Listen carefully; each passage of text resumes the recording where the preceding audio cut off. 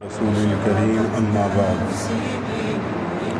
أعوذ بالله من الشيطان الرجيم بسم الله الرحمن الرحيم قل للمؤمنين يغضوا من أبصارهم ويحفظوا فروجهم ذلك أزكى لهم وقال النبي صلى الله عليه وسلم الحياء خير كله فإذا لم تستحي فاصنع ما شئت او کما قال علیہ الصلوۃ والسلام۔ میرے محترم بھائی اور دوستو، اللہ رب العزت نے یہ سارا کا سارا دین ہمیں کامیاب ہونے کے لیے عطا فرمایا ہے۔ یہ دین، یہ شریعت، یہ اللہ کے احکامات، آپ صلی اللہ علیہ وسلم کے فرمودات، یہ ہماری کامیابی کے لیے اور ہمیں عزت دینے کے لیے ہیں۔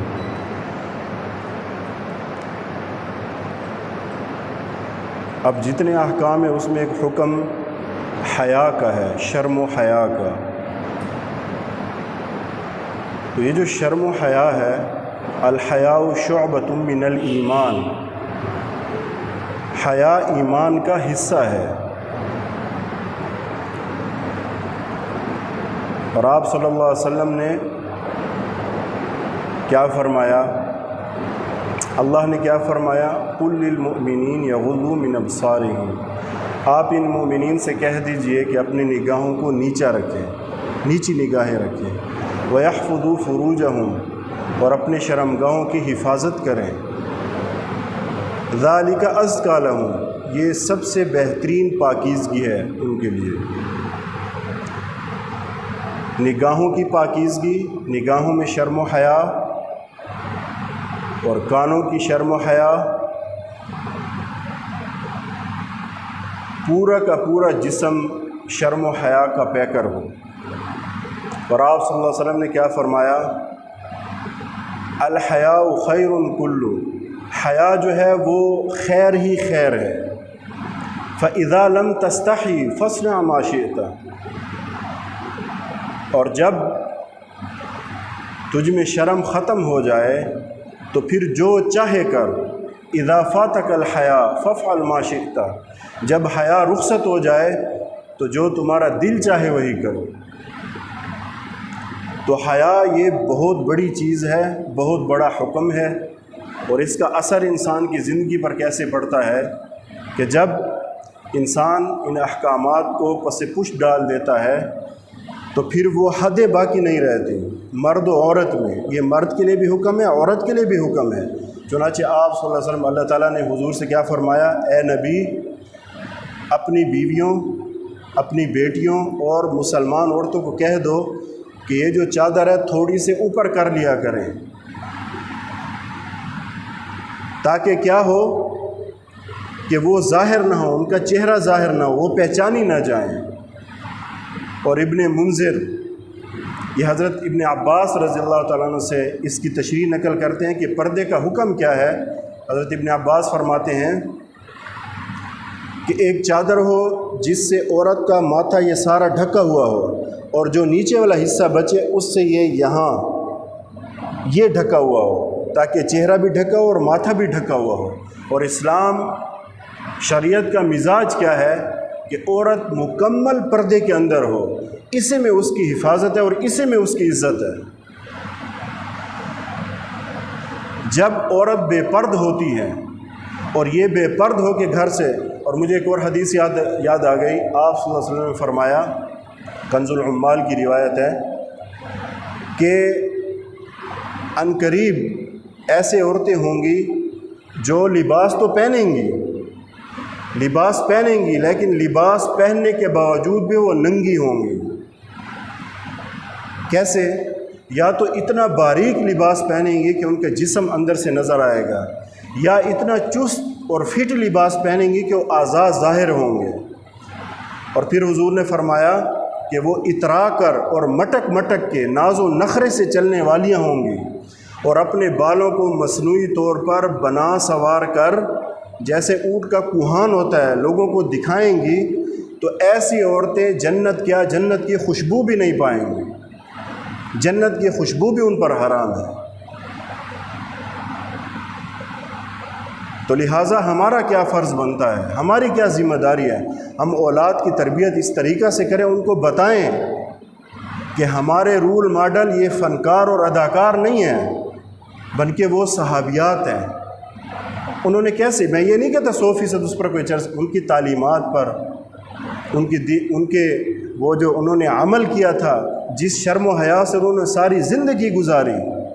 آج بھی الحمدللہ ایسی عورتیں ہیں، اللہ تعالیٰ کی رحمتیں ہوتی ہیں ان پر، جو حیا اور پردے میں رہتی ہیں۔ اب آپ خود اندازہ لگائیں، جو عورت گھر سے نکلتی ہے اس کا پردہ نہیں ہوتا اور بند سنور کر وہ نکلتی ہے، تو اس پر 20 شہوت زدہ نظریں پڑتی ہیں، 20 شہوت زدہ نگاہیں اس پر پڑتی ہیں، ہوس زدہ، شہوت زدہ، تو اس کے منہ پہ کیا نور رہے گا؟ اور عورت کو اس لیے منع کیا گیا کہ گھر میں رہو، ہاں اگر ضرورت ہے، کہیں اشد ضرورت پڑ گئی تو وہ کر سکتی ہے، پردے کے اندر رہ کر بازار بھی جا سکتی ہے، کوئی ایسی نوکری کر سکتی ہے جہاں پہ پردے کا انتظام ہو۔ بے پردگی کی وجہ سے زنا عام ہوا ہے، اور جب زنا عام ہوتا ہے تو بے برکتیں اور اللہ کے عذاب شروع ہو جاتے ہیں۔ یہ سارے کہہ رہے ہیں بہت بڑی، اتنی گرمی، اتنی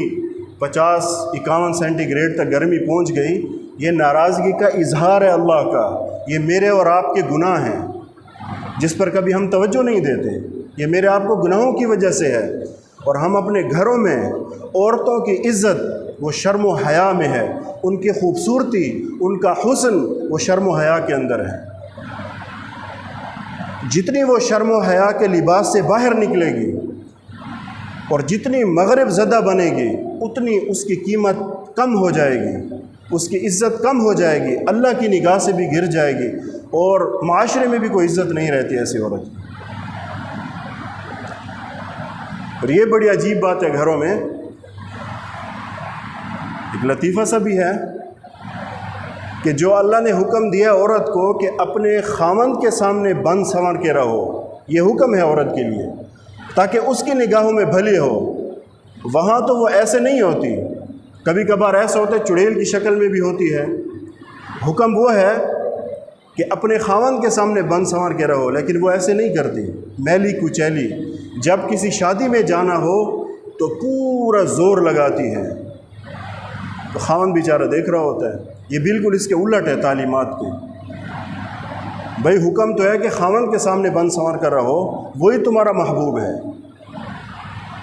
منع نہیں ہے، بند سنور کا رہنا منع نہیں ہے، لیکن ایسا منع ہے کہ گھر سے عورت نکلے، ایک تو باپردہ ہو کے نکلے، دوسرے کہ تیز خوشبو بھی نہ لگائے کہ کسی کی ناک میں جائے اور اس کے دل میں کوئی ایسے خیالات پیدا ہوں، یہ منع کیا گیا ہے۔ چنانچہ رابعہ بصریہ کہیں جا رہی تھی، راستے میں تو کسی کی نگاہ پڑ گئی، پردہ ان کا ہٹ گیا تو اللہ کے خوف سے نیچے گر پڑی، ہاتھ بھی ٹوٹ گیا، تو دعا مانگنے لگی، اے اللہ میں اس ہاتھ ٹوٹنے پہ مجھے کوئی ملال نہیں ہے، لیکن یہ ہے کہ میں آپ کی رضا چاہتی ہوں۔ تو اللہ نے بطور کشف کے ان کے دل میں یہ بات ڈالی کہ اے رابعہ عنقریب تھوڑا صبر کر لو، تمہارے اس صبر و شکر کی وجہ سے، اس خوف کی وجہ سے اور اس شرم و حیا کی وجہ سے میں تمہیں وہ رتبہ دوں گا کہ مقربین فرشتے بھی تم پر رش کریں گے، تھوڑا صبر کر۔ تو اس لیے شرم و حیا بہت بڑی چیز ہے بھائیوں، ہم اپنے گھروں میں اپنی بیٹیوں کی اور اپنے بہنوں کی ان پر نظر رکھیں اور ان کو پیار و محبت سے سمجھائیں، تھوڑی بہت سختی کرنی پڑے تو کریں، یہ منع نہیں ہے کہ بالکل بس آپ ہو جائیں، اگر وہ ادھر ادھر ہو رہی ہیں تو آپ تھوڑی بہت سختی بھی کر سکتے ہیں ان پر، کسی طریقے سے ان کو یہ بات سمجھانی ہے کہ یہ مغرب کا جو معاشرہ ہے،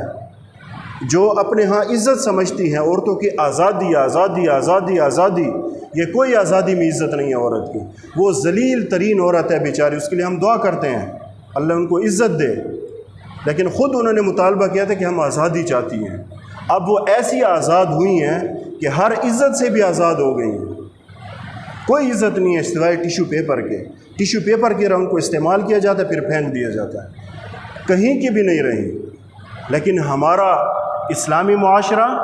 مشرقی روایات، مشرقی اقدار اس چیز کی اجازت نہیں دیتا میرے بھائی، اس لیے ان بہنوں سے بھی گزارش ہے، ان ماؤں سے بھی گزارش ہے کہ خدا را اپنے اوپر بھی رحم کریں، اپنی اولادوں پر، بیٹیوں پر رحم کریں، اور ان کو یہ تعلیم اس بدبختی سے اور اس بے شرمی سے بچائیں جو سیلاب آیا ہے، جو سیلاب امڈ آیا ہے، جو ہر چیز بہا کے لے جا رہا ہے۔ ہماری اسلامی زندگی، شرم و حیا والی زندگی، اللہ اس کے رسول کیا کہتے ہیں کہ ان کو شرم و حیا پسند ہے، ان کو پردہ پسند ہے، ان کو غیرت والی زندگی پسند ہے، اور محنت یہ کی جا رہی ہے کہ ایسی محنت کی جائے کہ عورت کے اندر، مسلمان عورت کے اندر شرم و حیا نام کی کوئی چیز نہ رہے۔ اب ایک عورت ہے، میں آپ سے پوچھتا ہوں، ایک عورت ہے، وہ بیچاری جانتی بھی نہیں ہے، اور وہ اس میں ان کی زندگی گزر رہی ہے غفلت میں، اب جو اس کے اولاد ہے اس پر کیا اثر پڑے گا؟ اولاد بہت بڑے اسلام کے ہیرو پیدا ہوں گے، بہت بڑے عالم اور فاضل اور مفتی اور شیخ الحدیث بنیں گے اس گود میں، جس کو بچپن سے یہ تعلیم دی جا رہی ہے، دودھ پلایا جا رہا ہے، لیکن شرم و حیا نہیں ہے تو ہر چیز کا اثر پڑتا ہے۔ اس لیے